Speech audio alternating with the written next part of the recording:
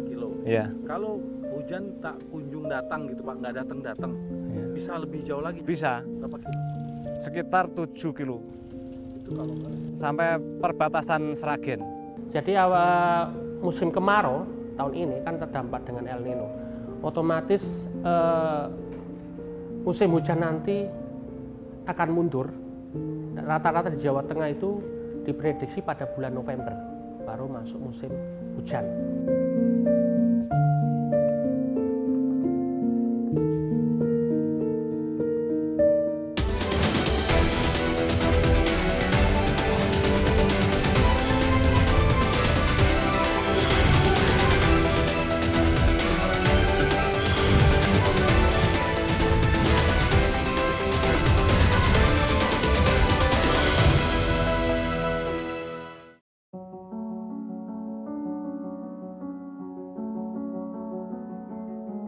Badan Meteorologi, Klimatologi, dan Geofisika mencatat kemarau di Indonesia tahun ini sebagai kemarau kering.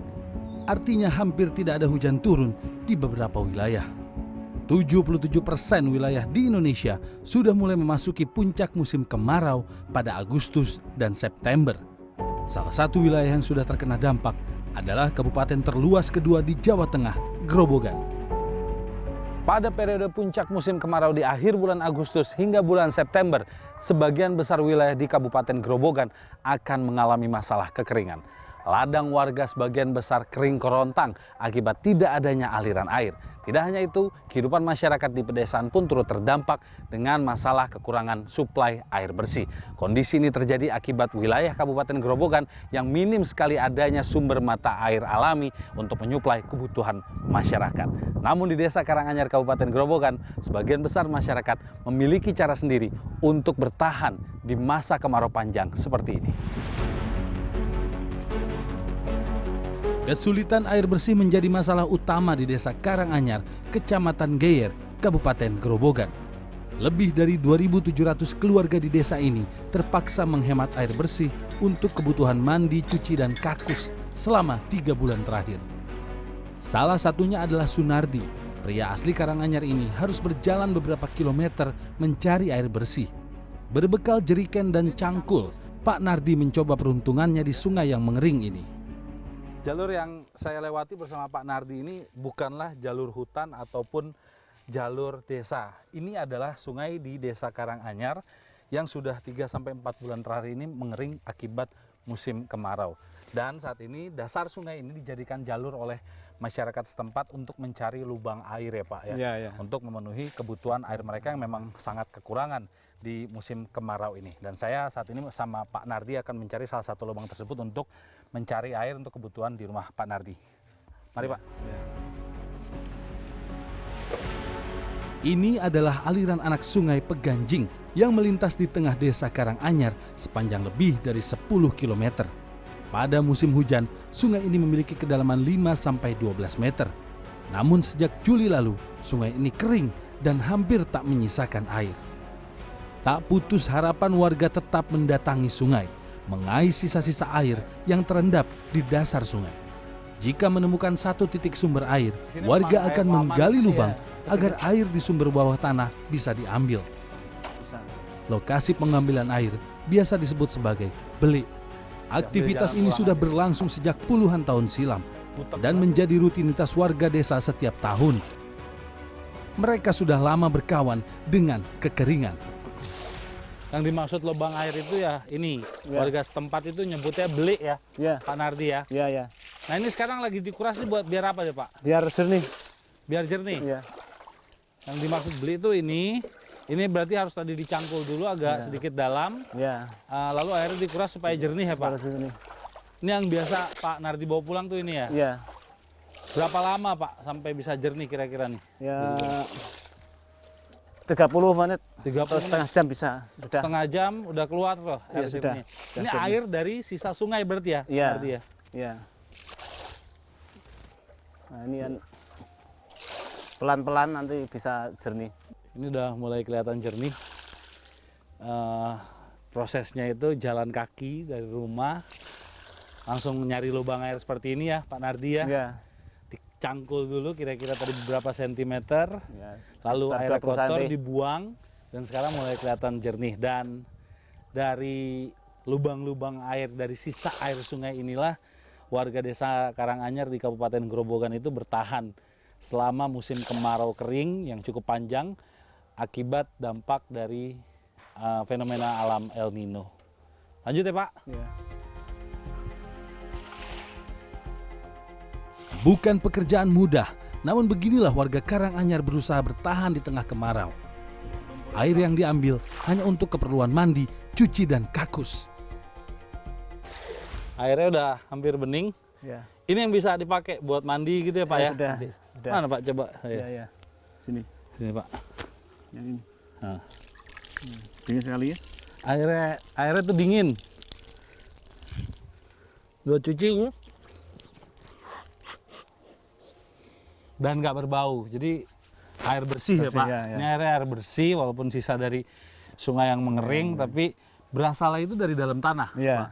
Oh, ini udah berapa tahun Pak Nardi ini gali belik seperti ini Pak? Dari dulu banget. Dari dulu saya masih muda itu sudah Sudah cari-cari. kenal Iya, begini? sudah, ya. Berarti di Grobogan ini kalau kemarau tuh mesti ya Pak kering ya Pak? Iya. Dan mesti gini. Dalam sehari, Sunardi dan warga lain bisa 6 kali bolak-balik ke sungai untuk memenuhi kebutuhan air rumah tangga. Saat saya berkunjung ke desa ini pada awal September, air masih bisa didapat tidak terlalu jauh dari permukiman warga. Namun, jika hujan tak kunjung turun dalam beberapa minggu, bukan tidak mungkin beli akan semakin jauh untuk dicapai. Capek ya, gimana cari air ya jauh ya gitu. Bisa lebih jauh lagi? Bisa Berapa kilo? sekitar 7 kilo Itu kalau enggak, sampai perbatasan Sragen. itu kalau enggak hujan. Kalau nggak hujan sampai bulan 11 nanti Bisa lebih jauh. bisa jauh. Kalau sekarang masih banyak ya? Sekitar sini masih ada. Ya orang ambil air banyak sekali. Ya antri-antri masih dapat. Kalau nanti enggak hujan-hujan, Nggak hujan-hujan semakin jauh sampai 7 kiloan. air yang diambil dengan susah payah kadang tak cukup untuk memenuhi kebutuhan sehari-hari. Para ibu rumah tangga benar-benar harus bijak menggunakan air bersih yang berasal dari belik. Sudah terbiasa di sini ya, nggih. Begitu. Berarti udah ada jurus-jurusnya nih Bu, kalau kemarau panjang ngapain aja gitu ya. Teknik-tekniknya nih udah tahu nih mau ngapain aja. Tekniknya ya ngirit. Harus hemat, Nggak ada pilihan lain ya, Bu, ya. ya ada pilihan lain.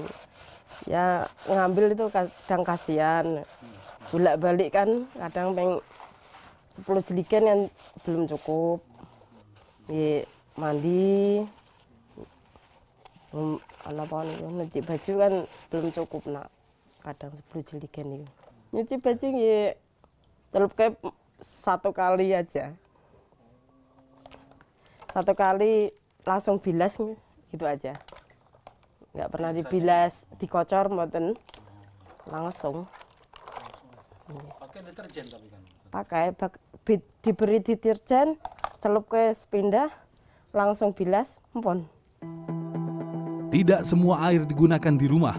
Warga harus menyisihkan air untuk tanaman.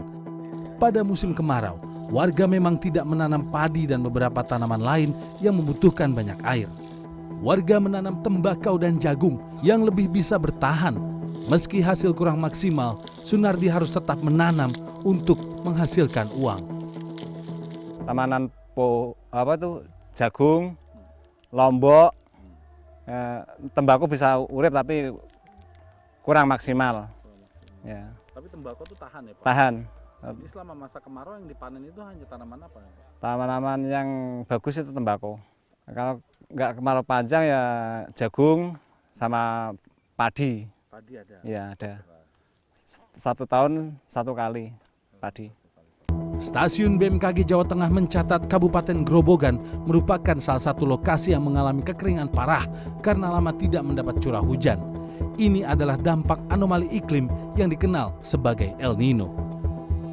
Jadi kejadian El Nino itu suatu kejadian global di mana massa udara secara awam ya di wilayah Indonesia itu kayak terbawa ke wilayah Pasifik bagian barat sana, kayak kesedot berpindah, kayak semacam berpindah di wilayah Pasifik bagian barat.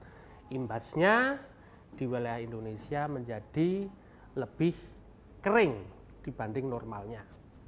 Tapi efek lainnya, dampaknya di wilayah Amerika Selatan sana di sebelah barat adalah timbul hujan yang cukup hebat, bisa banjir. Jadi dampaknya sekarang akan terasa banget mungkin di wilayah Jawa Tengah ya. Kita kan sering membuat distribusi curah hujan tiap hari dari 816 pos hujan kerjasama yang dikelola oleh BMKG. Itu kita mulai kira-kira bulan pertengahan Juli sampai dengan Agustus ini tanggal 31 ini rata-rata curah hujan hariannya aja ya seluruh Jawa Tengah itu 0 sampai 1 mm. Otomatis itu sudah memang kering, betul-betul kering. Kabupaten Grobogan menjadi salah satu wilayah yang lebih dari 60 hari tidak mendapat hujan. Warga setempat bahkan menyebut hujan sudah jarang turun sejak Mei. Badan Penanggulangan Bencana Daerah Grobogan mencatat hingga awal September saja 17 dari 19 kecamatan terkena dampak kekeringan. Warga di 90 desa sudah lebih dari 2 bulan mengalami kesulitan mendapat air bersih. Untuk sungai-sungai, ini khususnya di sungai-sungai yang kemarin kami juga ikut monitoring ya, itu sungai-sungainya sudah memang nggak ada air ya, sudah biasanya itu sampai meluber. Nah saat ini memang sudah nggak ada airnya. Untuk tahun-tahun kemarin yang paling parah itu tahun 2019. Itu ada 18 kecamatan dan ada 124 desa. Dan ini 17 kecamatan sama 80 desa ini hampir mendekati tahunan. Mudah-mudahan nggak sampai seperti tahun 2019. Karena pada tahun 2019 itu tiap hari kita 9 tangki itu dropping air sampai malam-malam juga. Pada 2019 kemarau kering akibat dampak El Nino membuat Kabupaten Grobogan mengalami kekeringan parah. Saat itu hujan baru turun pada Oktober. Warga Grobogan kala itu harus menempuh hingga 9 km untuk mendapat air bersih di belik-belik. Sayangnya, kemarau kering dan panjang sangat mungkin terulang pada tahun ini. Dan prediksinya El Nino tahun ini dari BMKG dan juga lembaga-lembaga iklim dunia, levelnya kan tadi intensitasnya moderate ya atau menengah, sampai dengan update terbaru sampai dengan Februari tahun 2024 nanti. Itu lumayan. Jadi misal nanti November sudah masuk musim hujan, otomatis musim hujan nanti akan sedikit mengurangi lah hujannya. Tetap ada hujan, tapi bisa mengurangi gitu. Jadi kan mundur bisa musim hujan 23, 24 akan bisa lebih pendek banding normalnya.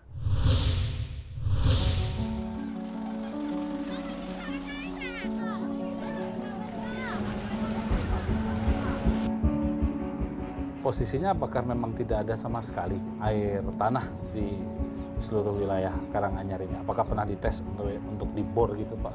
Sudah sering dari swadaya masyarakat itu sering melakukan pengeboran itu sudah mencapai kedalaman 150 meter rata-rata itu nggak ada airnya.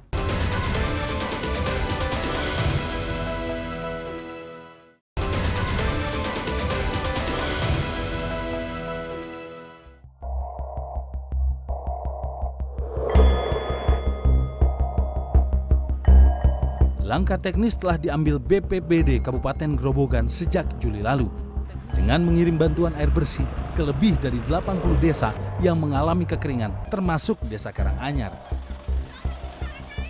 Iya, untuk antisipasinya memang saat ini sudah melaksanakan dropping air ya terkait dampak dari El Nino yang kemarin baru berita yang terbaru malah sampai akhir tahun ini, dan mudah-mudahan itu tidak terjadi juga nantinya karena yang dulu kan memang sampai Oktober kita untuk siaga daruratnya itu kita sampai Oktober nanti.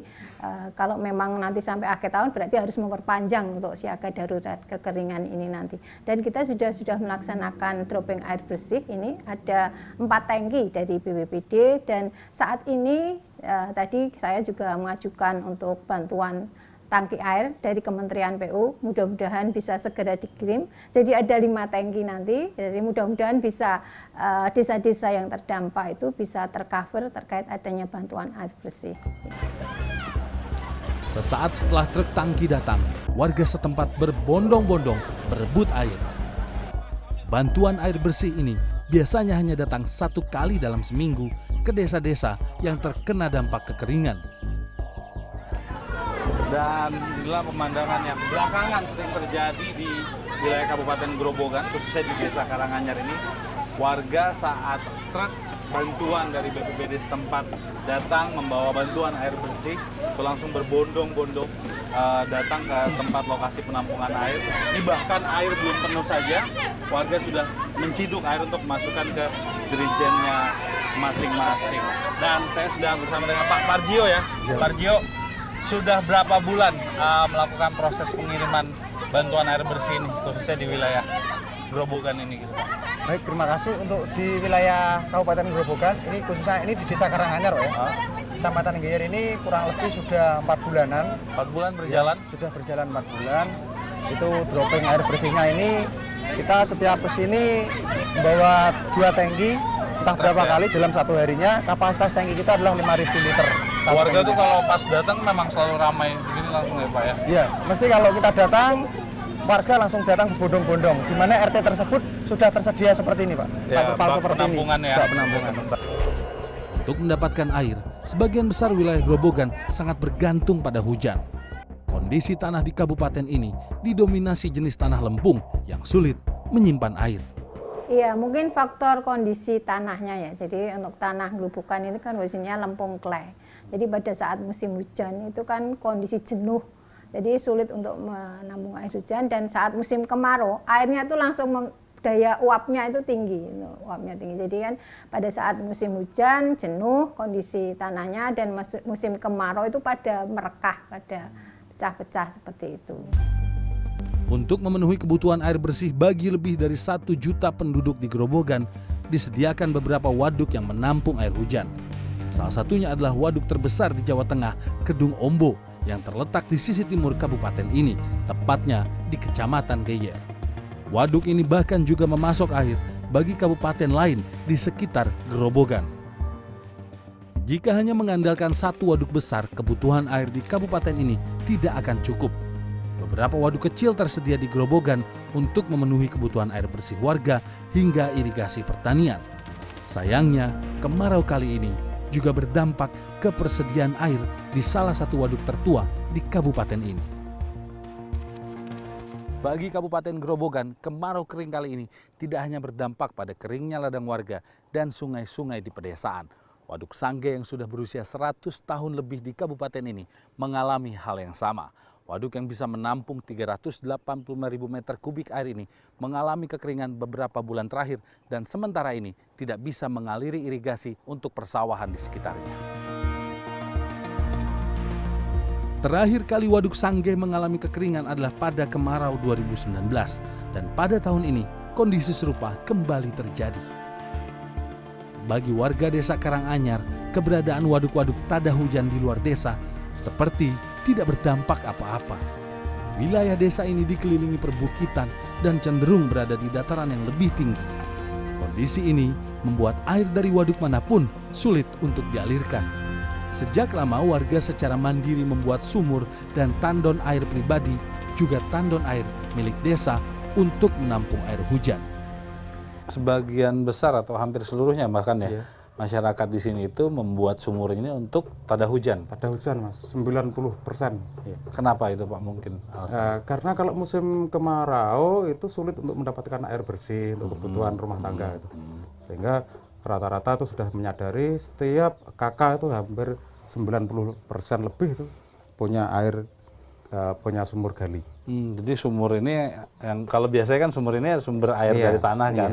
Berarti ini untuk menampung air hujan saat musim hujan. Rata-rata kedalamannya bisa sampai berapa meter ini Pak? 9 sampai 10 meter itu sudah maksimal Mas. Sudah maksimal. Itu sudah tidak bisa di lebih dalam lagi, nggak bisa.